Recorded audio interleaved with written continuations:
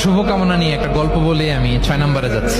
এক লোক মাগরিবের নামাজের আগে তার বন্ধুর জন্য দোয়া করতেছে, আল্লাহ আমার বন্ধুকে তুমি একটা সুন্দরী, রূপবতী, গুণবতী, নেককার, মুতিয়া, কানিতা, জামিলা, রায়েআ, একজন রূপবতী নেককার স্ত্রী দাও আল্লাহ।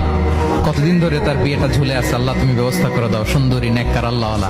তো সে তো তার বন্ধুর জন্য প্রাণ ভরে দোয়া করতেছে, আর তার স্ত্রী ওয়াইফ পাশেই ইফতারি রেডি করতেছিল। এই দোয়া শুনে মহিলা তো তেলের বেগুনে জ্বলে উঠছে, দৌড়ে আসে বলছে, এই তুমি কিসের দোয়া করো, রাখো। সে বেচারা মোনাজাতের মধ্যে তো ভরকে গেছে, ভয় বলে কি হইলো, আমি তো দোয়া করতেছি আমার বন্ধুর জন্য। তো মহিলা বলে, তুমি কি মনে করছো আমি হাদিসটা জানি না? অন্যের জন্য কোনো ভালো দোয়া করলে আগে যেটা নিজের জন্য কবুল হয়, তুমি মনে করছো আমি জানি না?